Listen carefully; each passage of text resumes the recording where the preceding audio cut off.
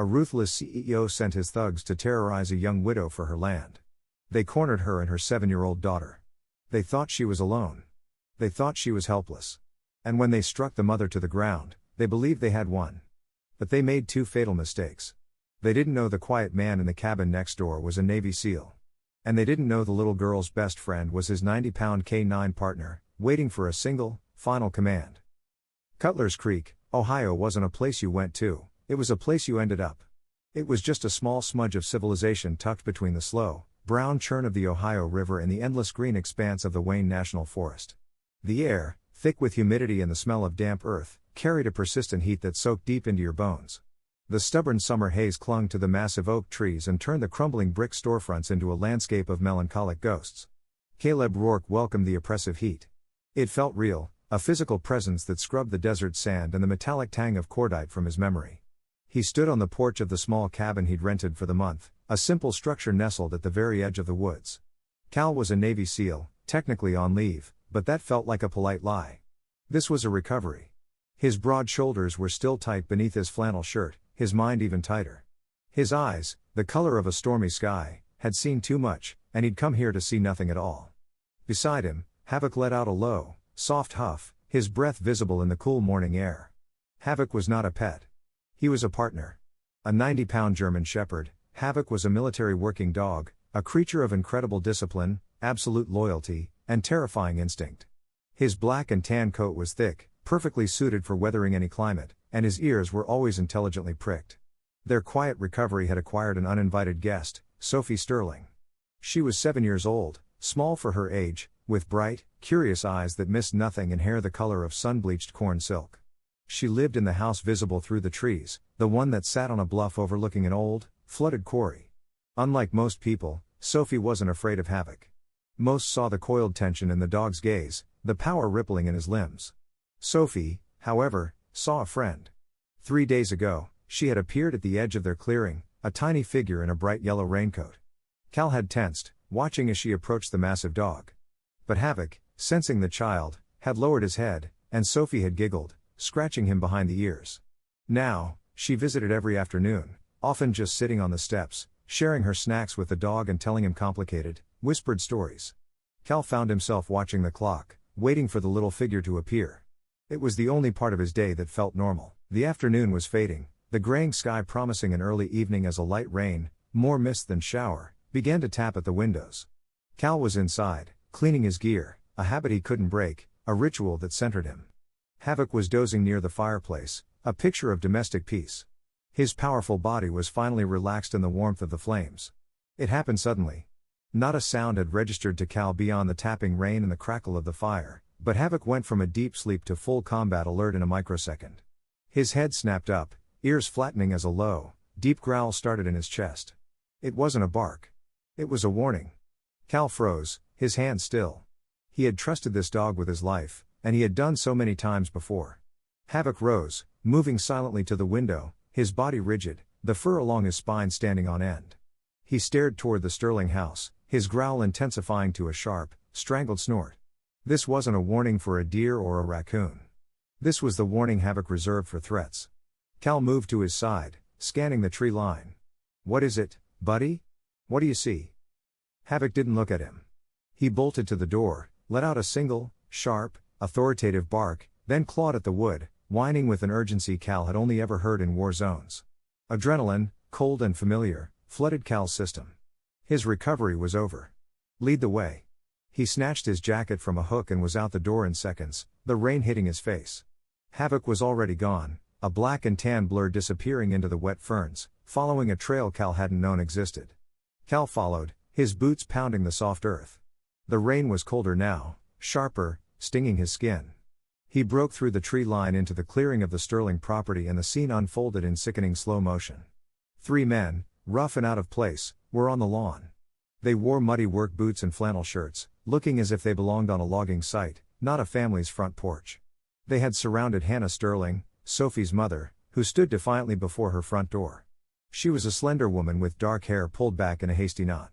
Cal had only seen her from a distance, but up close, he could see the terrified, fierce resilience in her posture. She was desperately trying to pull Sophie behind her. The little girl was crying, clutching a worn teddy bear. Her bright yellow raincoat was a stark, innocent contrast to the grim confrontation. The man in the center was the clear leader, Rick. He was wiry with greasy hair and a ponytail and the deadest eyes Cal had ever seen. "Last time, lady," Rick sneered, his voice a gravelly rasp in the damp air. "Mr. Finch wants the signature. He's done askin' nice." Hannah's voice trembled, but she held her ground, one arm locked behind her, holding her daughter. "I told you, this house isn't for sale. It was my husband's. It's my daughter's now. Get off my property." From behind her mother's leg, Sophie cried out. "Please, leave us alone."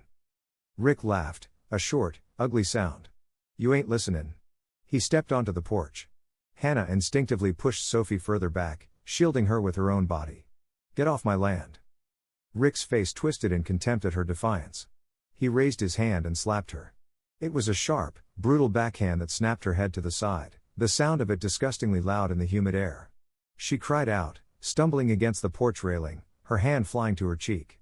Sophie screamed, a high, piercing shriek of pure terror that cut through the rain and hit Cal square in the chest. That was the line. "Hey!" Cal's voice wasn't a yell.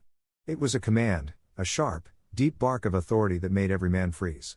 The three thugs turned, surprised by his sudden appearance. They saw Cal, a large man, but they registered him as just one man. They smirked, sizing him up. "Mind your own business, pal," one of the bigger ones said, taking a menacing step toward him. "This is private property." Rick, seeing Hannah on the ground, sneered and raised his boot as if to kick her while she was down. Cal didn't raise his voice. He didn't have to. He gave a single, quiet, one-word command to the dog standing rigid at his side. "Havoc." Havoc moved. He wasn't a frenzied, barking animal. He was a weapon. He launched out of the shadows, a 90-pound missile of focused rage. He didn't aim for an arm or a leg. He hit the first man, the one closest to Sophie, directly in the chest. The man went down with a sickening whump and a gurgle, the air forced from his lungs, his head cracking against the wooden steps. The other two turned, their eyes wide with shock at the animal's speed. But Cal was already moving. He covered 20 feet in 3 long strides. The second thug, the big one who had threatened him, raised a fist. Cal didn't bother with a punch.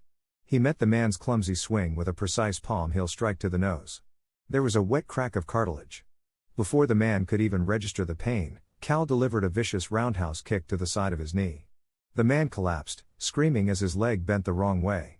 The entire exchange took less than 3 seconds.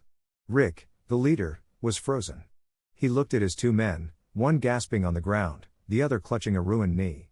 He looked at Havoc, who was now standing over the first man, his teeth bared. A terrifying rumble echoed in the air, his eyes locked on Rick. Then he looked at Cal. Cal was standing relaxed, not even breathing hard, the rain dripping from his hair. He just tilted his head. "Your turn." Rick was a bully, not a fighter. He backed away, his hands held high, terror replacing his earlier swagger. "Hey, man. No problem. No problem. We're going. We're gone." Cal walked past him and knelt beside Hannah, offering her a hand. "Are you okay?" She took his hand, her whole body trembling. She was holding her cheek, but her eyes, now filled with tears, were still defiant. "Go," Cal ordered Rick without looking at him. Rick frantically dragged his moaning friends toward a battered pickup truck parked carelessly in the driveway. Just then, Sophie ran from behind the porch swing, past her mother, and buried her face in Havoc's thick fur. The dog, his mission complete, instantly softened, turning to lick the tears from her face, his tail giving a single, gentle thump. "This ain't over," Rick yelled from the safety of the truck, his voice cracking with false bravado. "You don't know who you're messin' with. Mr. Finch is gonna hear about this." The truck's engine roared, kicking up gravel and fishtailing on the muddy track before disappearing onto the main road. The silence returned, heavier this time, broken only by the rain and the sound of Sophie's quiet sobs muffled in Havoc's fur. Cal stood as Hannah pulled her daughter into a fierce hug. The woman's lip was split, and an angry, purple bruise was already forming on her cheek. I'm Hannah Sterling," she said, her voice shaking. "And this is Sophie." "Cal Rourke," he replied, his leave officially over. "And that's Havoc. Let's get you both inside. You need to tell me exactly who Mr. Finch is." Inside Hannah Sterling's home was a stark contrast to the wild, windswept coast outside. It was warm and filled with the scent of old books and chamomile tea. The walls were covered in photos, a smiling man with kind eyes, Sophie as a baby, family moments frozen in time. It was a sanctuary, and it had been violated. Cal worked with a professional calm that was more comforting than any hollow reassurance. He gently cleaned the cut on Hannah's lip with a first aid kit she produced, his large hands surprisingly gentle. Hannah, a woman whose resilience was written in the steady gaze of her dark eyes, despite the tremor in her hands, watched him not with fear, but with a weary appraisal. On the other side of the small living room, Sophie sat on the floor, her small arms wrapped tightly around Havoc's neck. The huge dog sat perfectly still, a living shield of fur, occasionally turning his head to give her a reassuring nudge with his nose. The child's sobs had subsided to hiccups, muffled in his thick coat. "His name is Donovan Finch," Hannah said, her voice small and tight. She flinched slightly as Cal applied a small butterfly bandage. "He runs a company, Apex Holdings. They've been buying up property along this stretch of the river for the last year. He wants this house. More specifically, he wants the quarry." "The quarry?" Cal asked, his focus still on his work.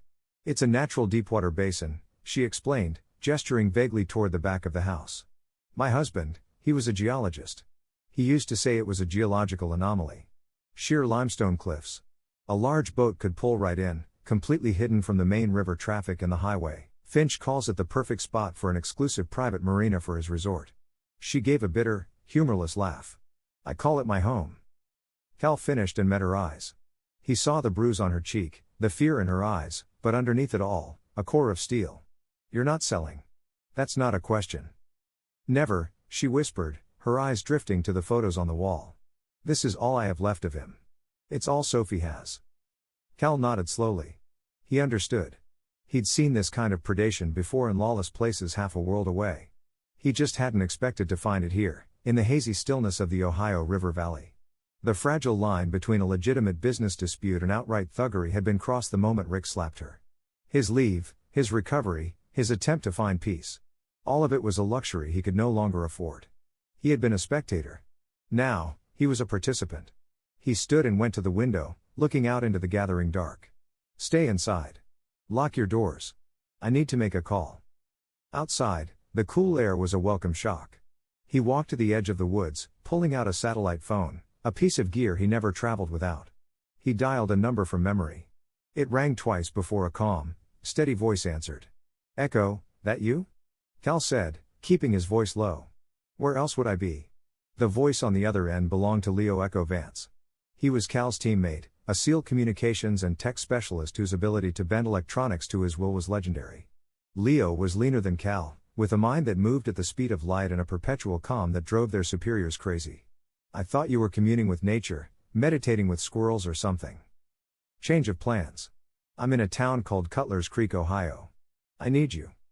There was no hesitation, no question of why. "Give me coordinates." "What's the threat level?" "Level 1 for you, level 5 for the locals. A mother and her kid are being strong-armed off their property by corporate thugs. It's turned violent. Local law is compromised." Cal paused. "Bring your full kit, Echo. The quiet stuff. I've got a feeling this is more than just a real estate deal." "On my way," Leo said. The line went dead. The next morning, Cal drove into the small cluster of buildings that made up downtown Cutler's Creek.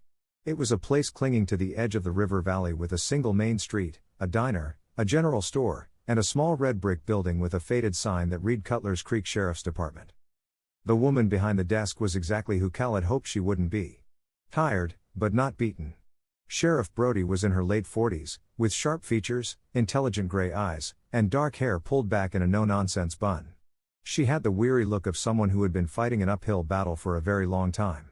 Her office smelled of old coffee and damp paperwork. She listened to Cal's account of the previous evening's events without interruption, her expression unreadable.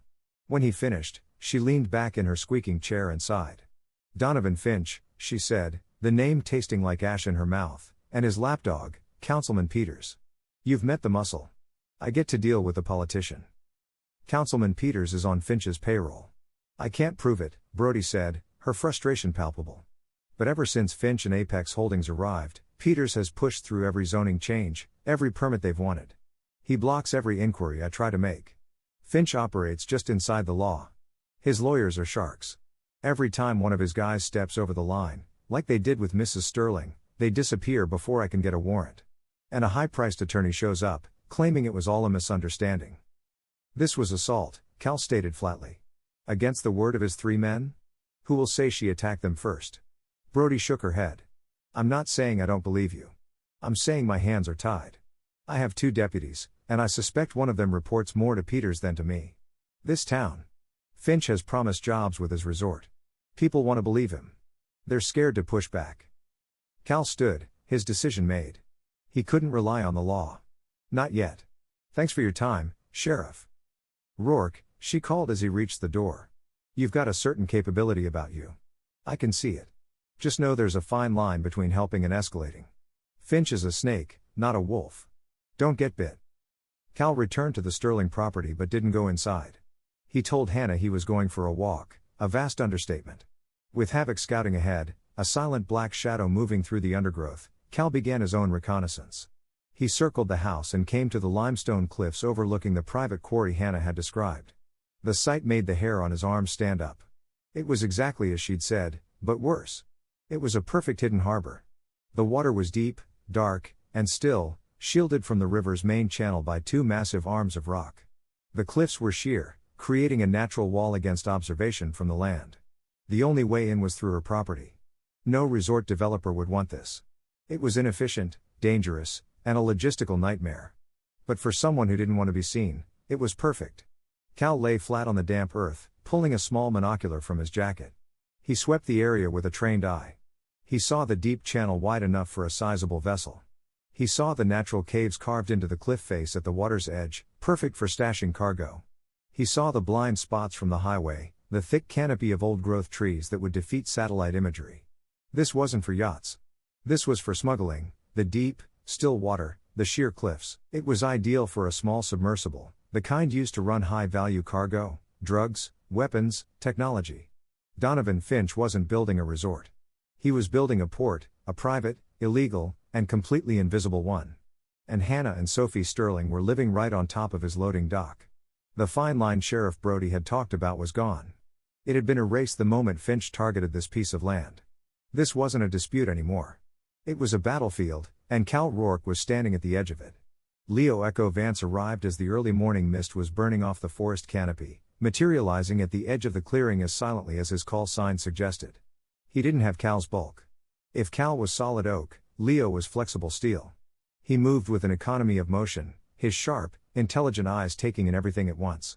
He carried 2 innocuous-looking duffel bags that Cal knew held more sophisticated surveillance and communications tech than most small countries possessed. Cozy, Leo said, his lips twitching into a half-smile as he surveyed Cal's rented cabin. Does it come with a banjo? It comes with trouble, Cal replied, taking one of the bags. Let's get set up. Target's name is Donovan Finch. Company is Apex Holdings. He's using a local politician, Councilman Peters, and a crew of thugs led by a guy named Rick. They worked with the silent efficiency of years spent operating in hostile environments. Leo set up a small, encrypted mesh network, linking their sat phones and a series of discrete motion sensors and cameras he began placing in the woods surrounding Hannah's property. He was a digital ghost weaving a technological web that would be invisible to anyone not looking for it. So Finch wants this quarry as a private port, Leo mused, clattering away on a ruggedized laptop. Ambitious and stupid. You don't bring this much heat just for a simple smuggling op. Something else is going on. To find out, they needed to go where the town's pulse was, or where it was currently fibrillating with fear, the Main Street Diner. The diner was the social hub of Cutler's Creek, a long, narrow building with red vinyl booths and a well-worn countertop. The air smelled of fried bacon, strong coffee, and an undercurrent of anxiety. When Cal and Leo walked in, conversations dropped to a murmur. Every eye in the place went to them. 2 large, clearly out-of-town men who moved with a purpose Cutler's Creek hadn't seen in a long time. They took a booth in the back, a strategic position with a clear view of the door and the entire room. They were there for less than 5 minutes when a woman approached their table. She was in her late 20s, with messy red hair, a spray of freckles across her nose, and moss-green eyes that were far too sharp and inquisitive for a town this small. She carried a reporter's notebook like a shield. "You're not here for the chili," she said, her voice direct and unadorned. "I'm Maya Reed, Cutler's Creek Chronicle." "It's a 2-page newsletter, Maya," the woman behind the counter called out without looking up. Maya ignored her. "I saw what happened at the Sterling place yesterday. A friend in the sheriff's department told me. You're Cal Rourke." She looked at Leo. "You I don't know." He's with me, Cal said simply. Apex Holdings has been a cancer on this town for a year. Maya leaned in, lowering her voice.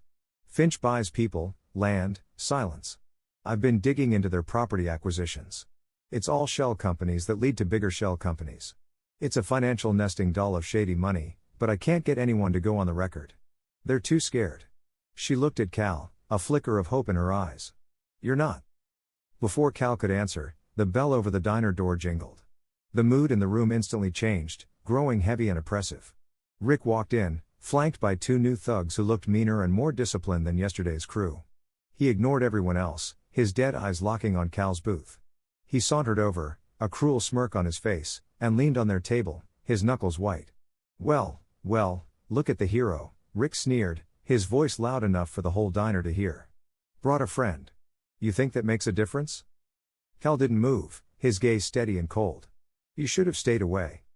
Rick's smirk widened. Mr. Finch. He's a reasonable man, but his patience is wearing thin. He wanted me to pass on a message. He said to tell the hero that sometimes fires happen.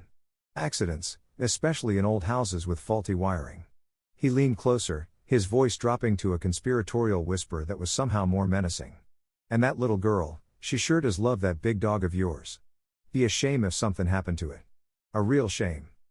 Leo, who had been watching silently, slowly placed his coffee mug on the table.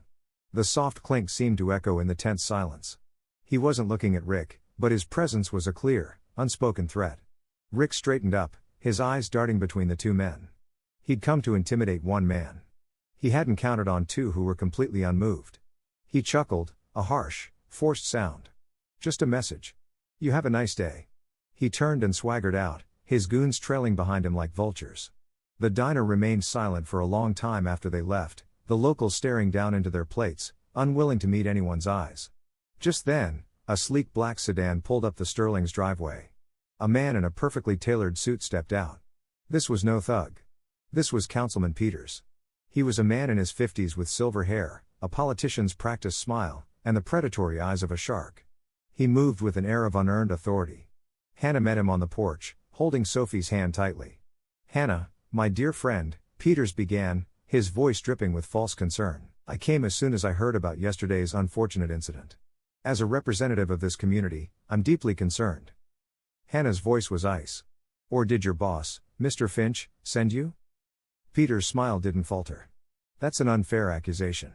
I'm here for you, and for Sophie.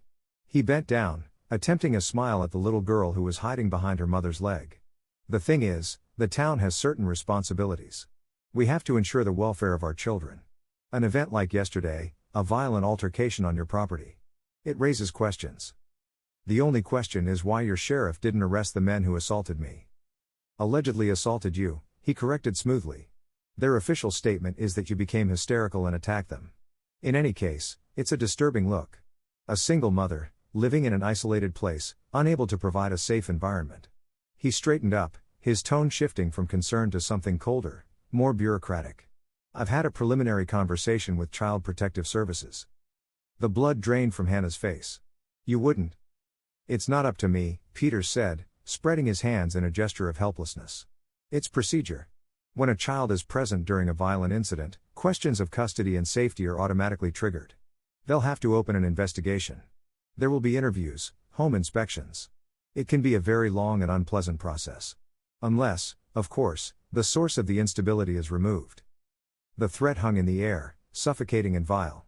He wasn't threatening to take her land anymore. He was threatening to take her child.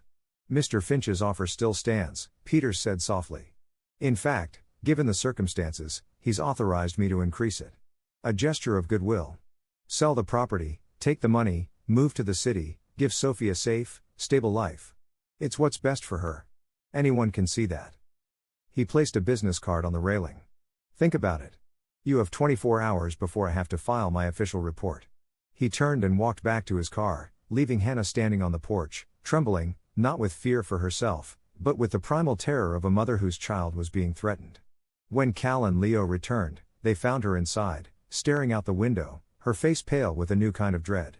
The bruise on her cheek was nothing compared to the wound Peters had just inflicted. They were being attacked on two fronts, with the physical threats of men like Rick and the soul-crushing bureaucratic poison of men like Peters. The pressure was closing in from all sides. Donovan Finch was not a man accustomed to failure. He sat in a minimalist, glass-walled office overlooking the gray-brown Ohio River, a stark, modern structure that served as the local headquarters for Apex Holdings. He was a man made for such an environment: sharp suit, sharper haircut, and a face that seemed incapable of a genuine smile. To Finch, the world was a chessboard, and people were pieces to be moved, sacrificed, and swept from the board when they were no longer useful. Rick and his crew had proven to be clumsy, ineffective pawns. He terminated their contract with a single, cold text message. Then he made another call. The man who answered was Rick's antithesis. His name was Stark and he spoke in a clipped, calm, even tone. He was ex-Special Forces, now running a private security firm that specialized in aggressive asset recovery. Stark was a professional, a predator who operated with surgical precision, and his price was astronomical. "The situation has become complicated," Finch said, watching a thunderstorm roll in off the river. "The target property is now occupied by an unknown, highly capable male with a trained dog. My initial team was neutralized." "Amateurs are expensive, Mr. Finch," Stark's voice was flat, without judgment. "My team is not. We will require full satellite imagery, 24-hour logistical support, and complete operational autonomy. We will surveil. We will plan. And we will execute. The property will be cleared." "And the occupants?" Finch asked, a hint of curiosity in his tone. "That depends on their level of cooperation," Stark replied. The line went dead. Finch felt a surge of satisfaction. The game had been elevated. The clumsy pawns were gone. The rooks and knights were now in play. The first sign of the shift came not from a person, but from Leo's laptop. He was sitting in Cal's cabin, surrounded by a web of cables and screens displaying streams of data. "We've got new players," he said, his fingers flying across the keyboard. The radio frequency spectrum around the property just lit up. "They're using military-grade, frequency-hopping encrypted comms. Rick's crew were using off-the-shelf walkie-talkies." He pointed to another screen showing a thermal overlay of the surrounding woods. "And I'm picking up faint thermal signatures from multiple static positions. These guys aren't stomping through the woods. They're dug in. They're hunters." Cal felt a familiar cold knot tighten in his stomach. This was the escalation he had anticipated. "How many?" "At least 4 two-man teams. They've established a full perimeter. They're watching every angle of the house." Confirmation came late that afternoon. Hannah, determined to maintain a sense of normalcy for Sophie, had insisted on their daily walk. Cal agreed, but on his terms. He and Havoc would scout the path ahead. Sophie, holding Havoc's leash in both hands, walked between Cal and her mother. They were deep in the woods, on a path carpeted with damp pine needles, when it happened. Havoc stopped dead. He didn't growl or bark. His body went rigid, his head low, his ears swiveling to lock onto a point high in the dense canopy of an ancient oak tree. A low, almost inaudible rumble vibrated in his chest. Sophie, sensing his tension, stopped with him, her small face creased with worry. Cal's hand instinctively went to the pistol concealed under his jacket. He followed Havoc's gaze. He saw nothing, just a dense tangle of branches and deep green shadow. Leo's sensors hadn't picked up anything this close. "What is it, buddy?" Cal whispered. Havoc remained motionless, a living statue pointing toward an invisible threat. He knew with the certainty of a trained soldier that they were being watched, not just observed, but targeted. He could feel the pressure of unseen eyes. Cal subtly shifted their direction, leading them back toward the house. "All right, team. I think that's enough fresh air for today. Who wants hot chocolate?" he said, his voice deliberately casual for Sophie's benefit. He didn't look up at the tree again, but he knew the game had changed. While Finch's professionals were setting their net, another kind of resistance was stirring in Cutler's Creek. It wasn't organized. It was instinctual. A quiet, stubborn rebellion from a community that had been pushed too far. Cal saw it when he drove into town for supplies. An Apex Holdings survey truck was parked on the side of the road, all 4 of its tires inexplicably flat.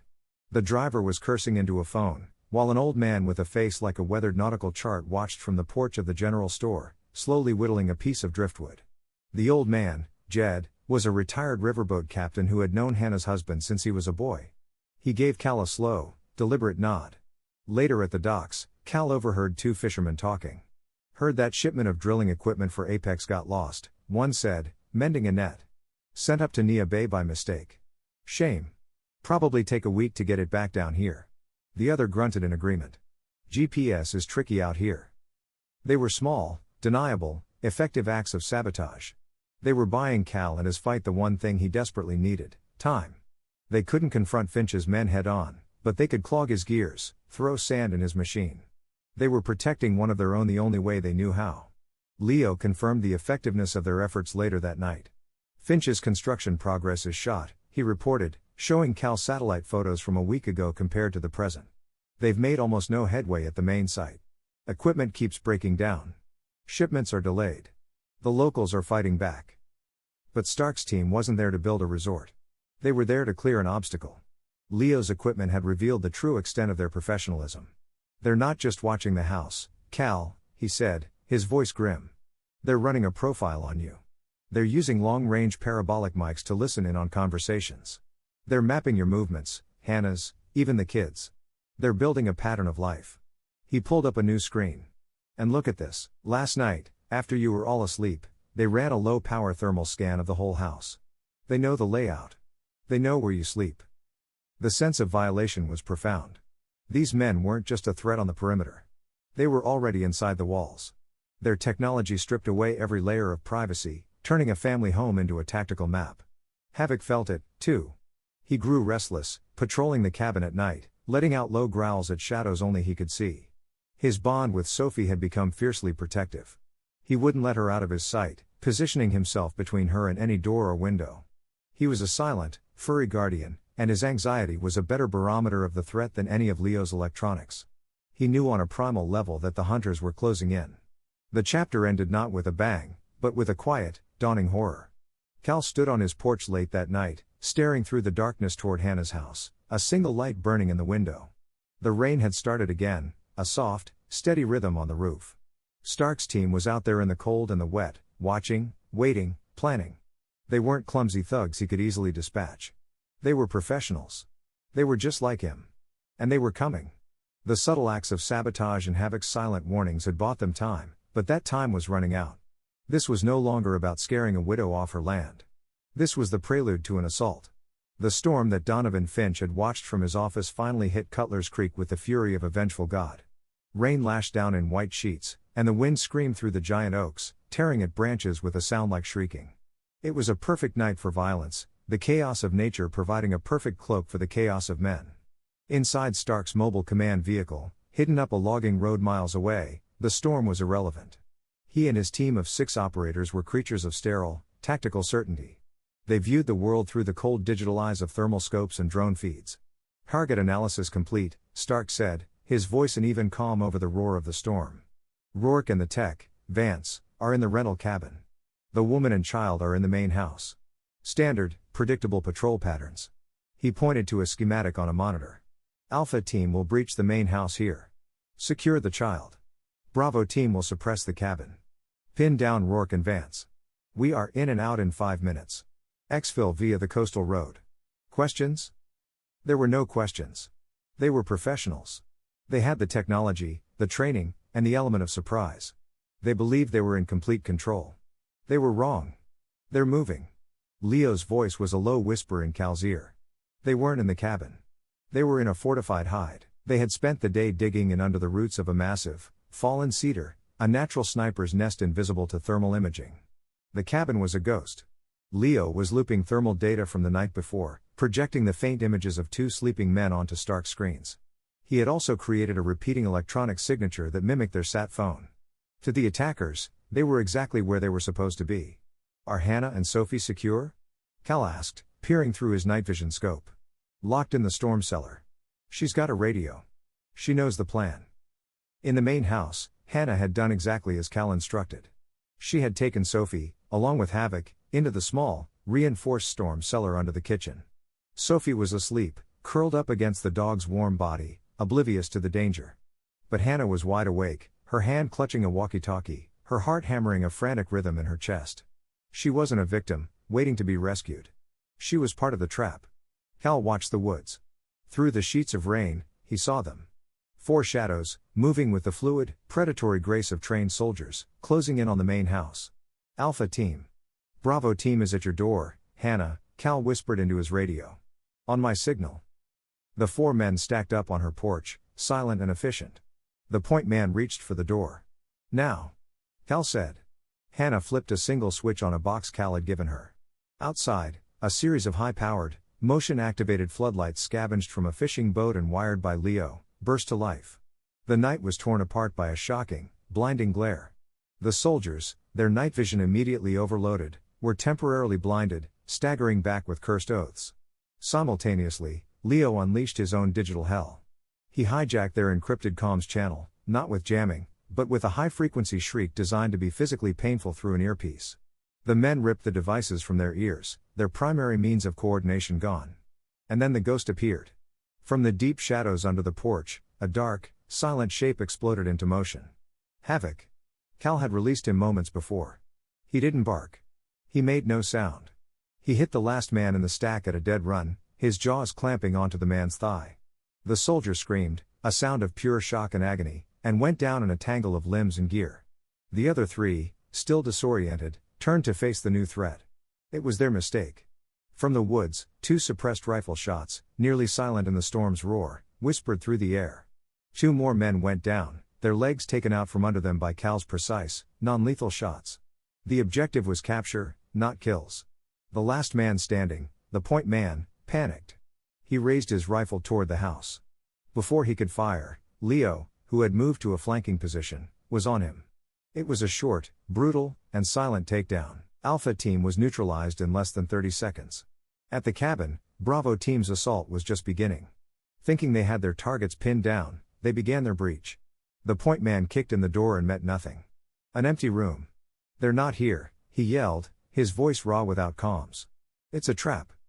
As they tried to pull back, Leo triggered the second phase of his plan. Hidden micro speakers he'd placed around the cabin roared to life, blasting the sound of unsuppressed, heavy machine gun fire. It was a disorienting, terrifying wall of sound. At the same time, a series of strobes designed to induce vertigo began flashing erratically from inside the cabin. Caught between blinding light and deafening sound, Bravo Team was completely disoriented. They had been expertly funneled, their professional training rendered useless by sensory overload. They never saw Cal coming. He emerged from the storm like a wraith, a dark shape of focused violence. He moved through them with ruthless efficiency, using a combination of hand-to-hand combat and debilitatingly precise shots. Within a minute, Bravo Team was also on the ground, wounded, disarmed, and secured with zip ties. Stark, in his van, watched his tactical masterpiece crumble into an incomprehensible nightmare. His screens were a mess of static and looping ghost images. All communication with his teams was gone. He saw the floodlights, heard the screams over his long-range mic, and knew with a sinking certainty that he had been played. "Fall back.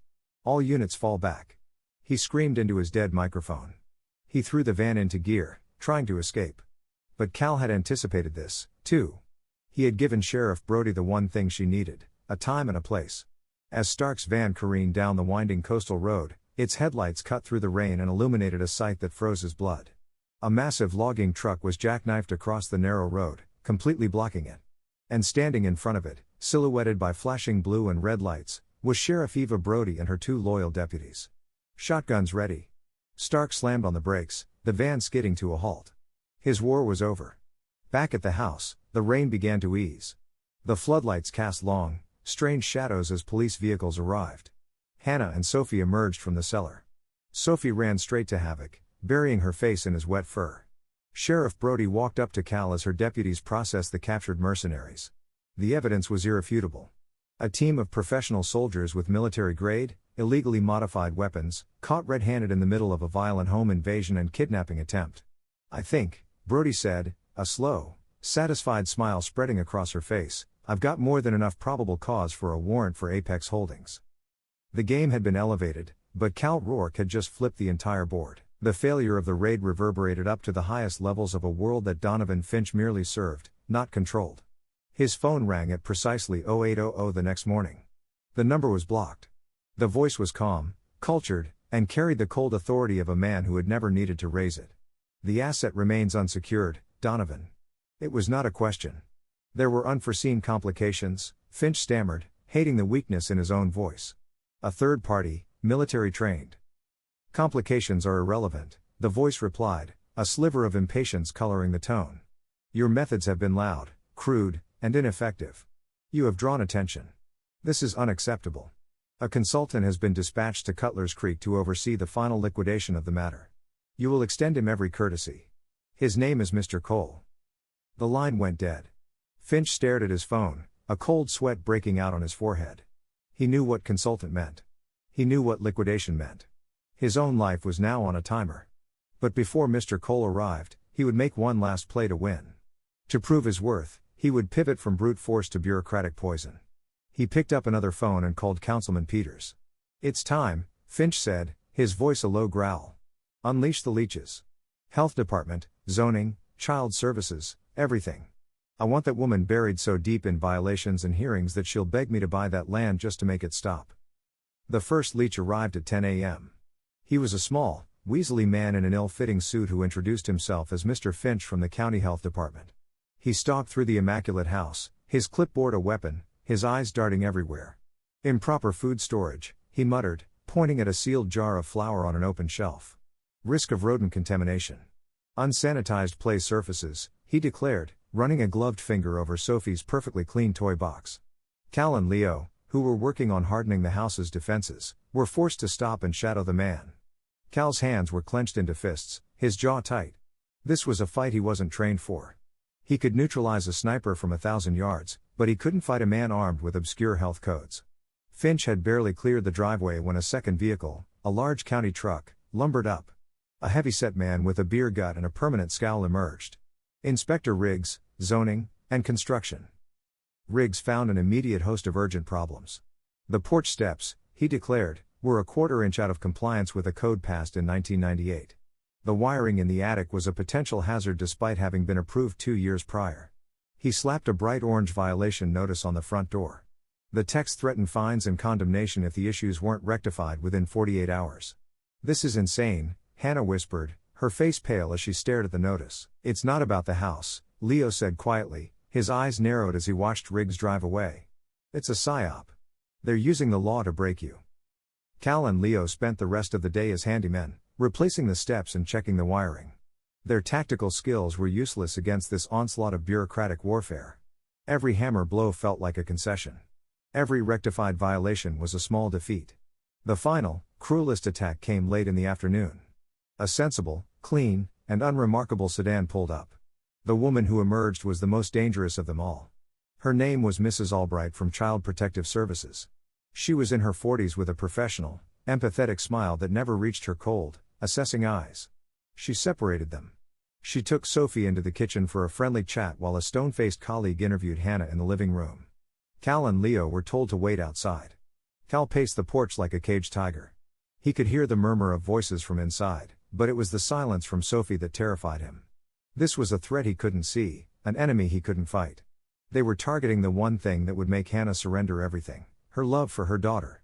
After an eternity, Mrs. Albright emerged, her professional smile still in place. "We'll need to schedule a follow-up, of course," she said to Hannah, her tone leaving no room for argument. "And we'll be making unannounced visits for the next few weeks to ensure Sophie's environment remains stable and safe." The unspoken threat was perfectly clear. One more mistake, one more incident, and your daughter is ours. As her car disappeared down the road, Hannah finally broke. She sank onto the porch steps, burying her face in her hands, her shoulders shaking with quiet, ragged sobs. Cal knelt beside her, his hand hovering, unsure what comfort he could offer against a wound so deep. A world away from the emotional chaos at the Sterling house, a man named Mr. Cole stepped off a private jet at a small airfield 2 hours south of Cutler's Creek. He was of an indeterminate age, dressed in a simple, expensive gray suit. His face was utterly forgettable, his posture relaxed. He was the kind of man you would pass on the street and immediately forget, which was his greatest asset. He was not a thug or a soldier. He was a cleaner, a ghost who erased problems. His directive was simple. Get to Cutler's Creek, assess the situation Finch had created, and then liquidate all associated liabilities. That included a Navy SEAL, his tech specialist, a stubborn widow, her child, and, if necessary, Donovan Finch himself. The international organization he worked for had zero tolerance for loose ends. He did not go to Apex Holdings.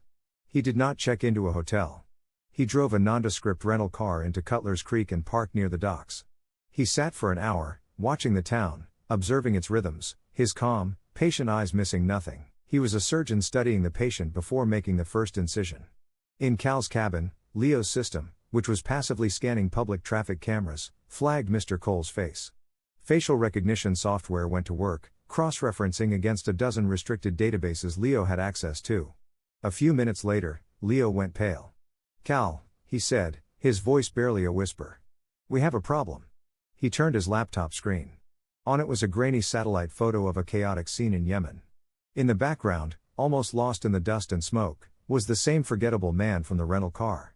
The attached file was heavily redacted, but a few key phrases stood out: infiltration, neutralization, asset extraction, sanctioned execution. "He's not a mercenary," Leo said, his voice grave.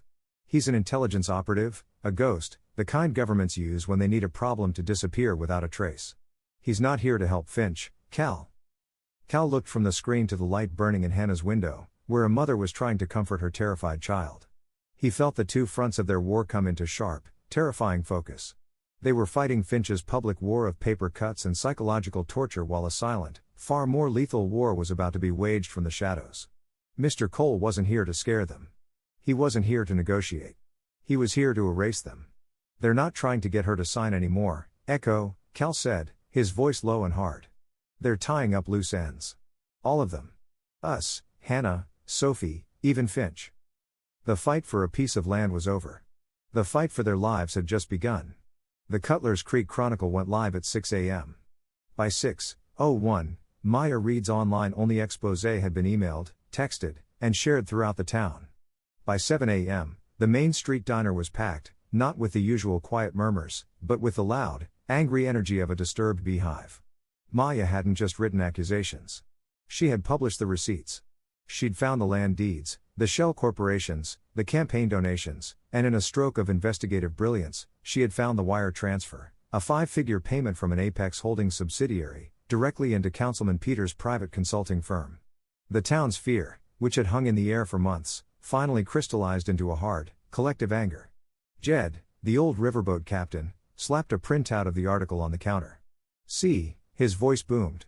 "Told you, rotten through. The whole lot of 'em. He didn't just sell us out. He threatened that woman and her kid." The anger was a shield, but the threat was transforming. News of Rick's death came just after sunrise. It wasn't on the news. It was on Leo's laptop.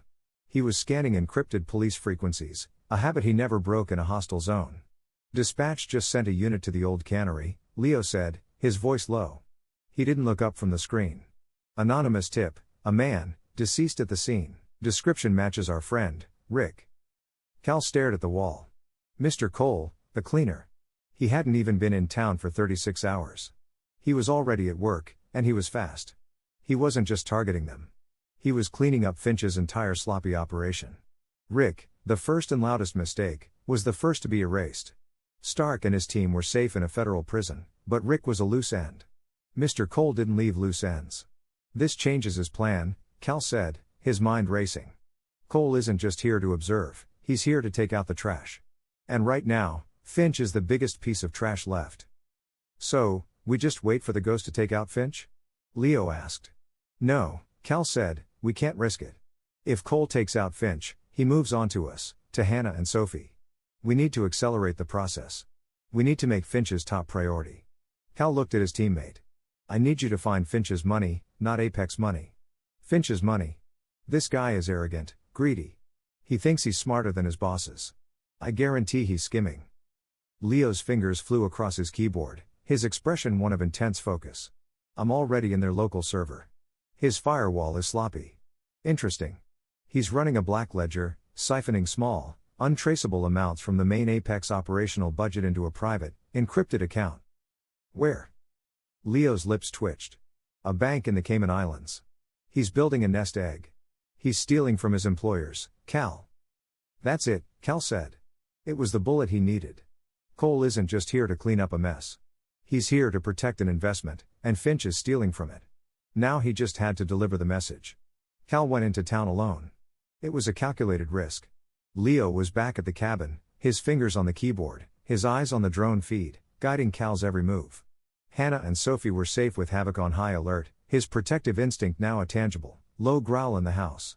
Cal walked into the Main Street diner. The angry buzz quieted as he entered. He sat at the counter, ordered a coffee, and waited. He was painting a target on his back, making himself visible, available. He didn't have to wait long. The bell on the door jingled softly. The people in the diner didn't even notice the man who entered. Mr. Cole. He was the definition of average in a gray jacket, his forgettable face showing no emotion. He moved with a silent, fluid grace, took the stool next to Cal, and signaled for a coffee. "Mr. Rourke," Mr. Cole said, his voice calm, almost pleasant, as if they were discussing the weather. He didn't look at Cal. He stared into his empty mug. "You are a difficult man to categorize. You've come a long way from home." "So have you," Cal replied, not touching his coffee. "I am here to resolve a delicate business matter," Mr. Cole said. "It seems you, Mrs. Sterling, and the child are an impediment to that solution. I find that unfortunate." "You think I'm the problem," Cal said, keeping his voice low. "You're wrong. I'm just a complication. Your problem is Donovan Finch." Mr. Cole turned his head, his eyes for the first time showing a flicker of cold interest. "Mr. Finch is a blunt instrument, but he is a known quantity." "Is he?" Cal took a sip of his coffee. It was bitter. "You're here cleaning up his mess. Stark. Rick. But you're missing the real liability. Finch isn't just incompetent. He's a thief." Mr. Cole said nothing. His stillness was absolute. "He's been running a black ledger," Cal said, his voice barely a whisper. "Skimming from your operational budget, moving it to a private account, offshore, in the Caymans." He slid a small, folded napkin across the counter. On it, Leo had written a long, complex account number. "He thinks he's smarter than you. He's using your money to build his exit strategy. While you're here cleaning up his tactical failures, he's stealing from his own bosses." Mr. Cole looked at the napkin. He didn't pick it up. He looked at Cal. "Either you're lying," Mr. Cole said softly, "or you are incredibly foolish to tell me this." "I'm neither," Cal said. "I'm just a man who wants to be left alone. I'm pointing you at the real problem. Finch's greed is what drew the attention, what made this whole thing loud. He's the one who threatened a child. He's the one stealing from you. He's not just a loose end, Cole. He's a liability who is actively working against you. You're here to protect your organization's investment, aren't you?" Mr. Cole looked at the account number on the napkin, then back at Cal. His expression was unreadable. He slowly picked up the napkin, folded it, and put it in his pocket. He stood, leaving his full coffee on the counter. "This has been an illuminating conversation, Mr. Rourke." Mr. Cole's voice was as cold as the sea. "You'll find that my organization does not tolerate disloyalty." He walked out of the diner, a gray ghost disappearing into the fog. Cal let out a breath he didn't realize he'd been holding. He had just painted a kill order on Donovan Finch's back. While Cal was playing mind games, Sheriff Eva Brody finally got the break she needed. One of the original thugs, not Rick, but a younger, terrified kid named Finn, was stuffing a duffel bag into a rusted-out sedan, trying to skip town. Brody, acting on a tip from Jed the fisherman, pulled him over for a broken taillight. The moment Finn saw her, he crumbled. In the interrogation room at the station, Finn was a wreck. He was shaking so badly he couldn't hold a cigarette steady. "I didn't do nothing," he stammered. I just drove the truck for Rick sometimes. That's all." "Rick is dead, Finn," Brody said, her voice hard. "Found him this morning at the cannery. It wasn't pretty." Finn's face went white. This was the news he'd been dreading. He knew Stark's crew was in jail. He knew Rick was his only protection. Now Rick was gone, he was next. "It wasn't me," he cried, tears of pure terror welling in his eyes. "It was the new guy, the suit, the ghost. He's cleaning house." "Help me, and maybe I can help you," Brody said, leaning forward. "Who is he? Who does Finch really work for?" Finn gasped. "You don't get it. None of you do. Finch. He ain't the boss. He's just a manager. He's a middleman, and he screwed up." "Who's the boss, Finn?" Brody's voice was low, urgent. Finn looked around the room as if the walls themselves had ears. He leaned in, his voice a terrified whisper. "I only heard Finch say the name once when he was screaming at someone on the phone after Stark's crew got taken. He said they were gonna feed him to the wolves. He said, the Aegis Corporation won't stand for this. That's it. That's all I know. The Aegis Corporation." The name hung in the small, sterile room. It felt heavy, ancient, and immensely dangerous. Brody looked at the name she had just written down. The Aegis Corporation. The final curtain had been pulled back, revealing a shadow far larger and darker than she could have possibly imagined. The Aegis Corporation did not tolerate failure. They did not abide by complications. When a multi-million-dollar asset, a hidden port perfectly designed for their Pacific operations, was compromised by a single arrogant manager, a group of backwoods fishermen, and one Navy SEAL on leave, they didn't send another consultant. They sent an erasure team. Mr. Cole, the cleaner, realized his position had changed the moment his encrypted satellite phone chirped with a message he had never seen before: Final protocol. All assets compromised. Sanitize. Self included. He was no longer the surgeon. He was part of the disease. He was in the Apex Holdings building preparing to liquidate Donovan Finch himself when he saw them. 3 nondescript black vans gliding through the pre-dawn mist. They moved without lights in perfect, silent synchronization. Leo. Cal's voice was a low growl over the radio. He and Leo were in the woods observing the town through a drone feed. We've got new contacts. Multiple vehicles moving on Apex, and 2 more heading for the sheriff's station. Cole is still inside Apex. Leo reported, his fingers flying. Comms are dead. They're running a wide spectrum jammer. These aren't Finch's guys. They're not Cole's. This is the parent company. The night erupted. Disciplined, simultaneous assaults hit the town. At the Apex building, the new team, 6 men in black tactical gear who moved with a horrifying, fluid efficiency, blew the doors. Cole was caught between them and Finch. The cleaner opened fire, fighting for his own life against the very people who had hired him. At the sheriff's station, the scene was chaos. Brody had barricaded herself, along with Hannah and Sophie, inside the most secure part of the building, the old jail cells. She had armed Jed and 2 other fishermen who had become her de facto militia. The Aegis team hit the station hard, not with the intent to capture, but to destroy. Cal and Leo moved through the chaos, using the town's alleys and rooftops. This was no longer a defense. It was guerrilla warfare. They're not just here for Finch, Cal yelled over the gunfire. They're here for everyone. Brody, Finn, us. They're wiping the board clean. The battle was a confusing, terrifying 3-way engagement. The Aegis team, coldly efficient, fought to kill everyone. Cole, a ghost fighting for his own survival, took down 2 Aegis members before being pinned down in Finch's burning office. And Cal, Leo, and Brody's tiny militia fought back with a desperate knowledge of the terrain, turning their small town into a deadly maze. In the middle of it all, the true coward saw his chance. Donovan Finch, trapped in his office between Cole and the Aegis breach, crawled through a ventilation duct, his tailored suit covered in filth. He emerged in an alley, his mind fractured with terror and narcissistic rage. He had lost everything. His money, his power, his future. It was Cal's fault. It was Hannah's fault. He needed leverage. He needed something that would stop everyone. Aegis and the SEAL. He ran, crouched low, through the smoke-filled streets toward the sheriff's station. He knew the layout of the building. While the Aegis team was pinned at the front entrance by Cal and Jed, Finch slipped through a back door that had been blown off its hinges. He found them. Hannah and Sophie were huddled in a back office, away from the main cells.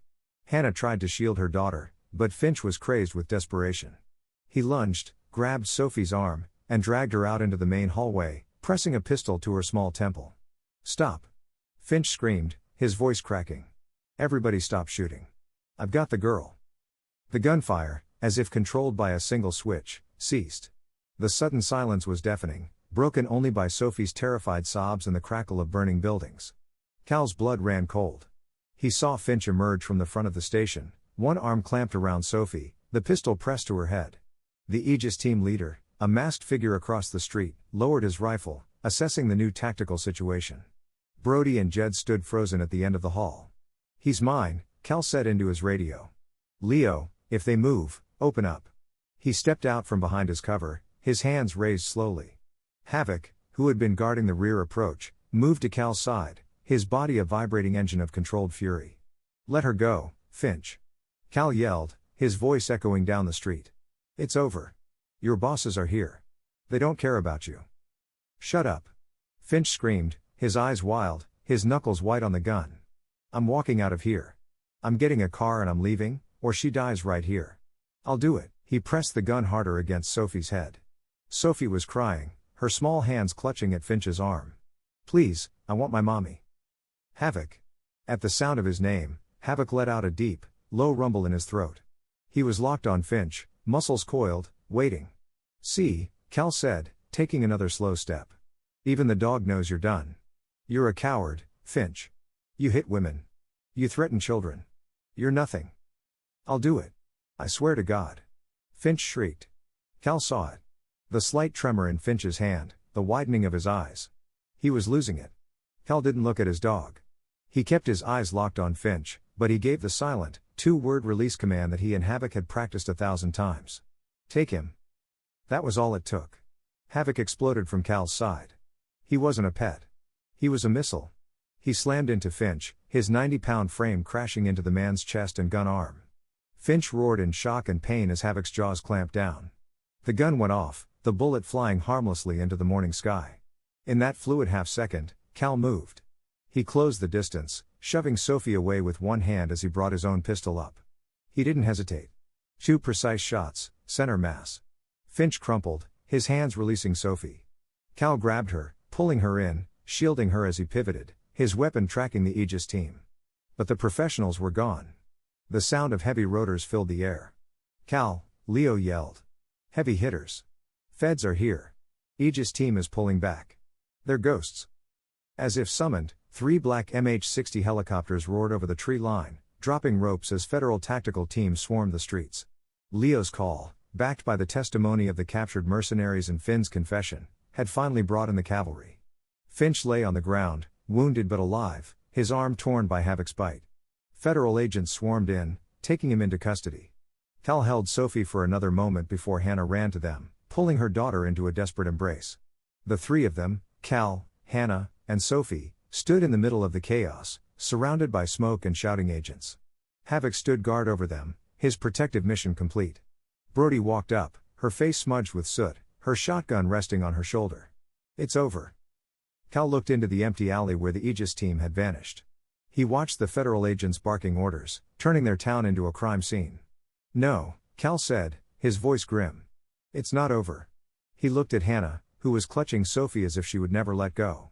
It's just getting started.